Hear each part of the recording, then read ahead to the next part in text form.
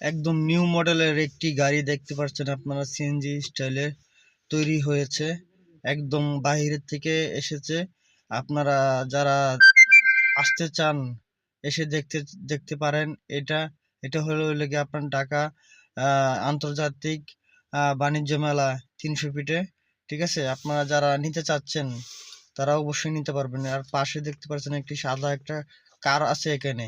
এই কারটা হচ্ছে যে মানে এত সুন্দর একটা ডিজাইন করেছে কারটা, ছোট মডেলের, একদম ছোট মডেলের কারটা, ইলেকট্রিক, অনেক সুন্দর একটি কার। যারা নিতে চান তারা অবশ্যই চলে আসবেন 300 ফিটে বাণিজ্য মেলায়।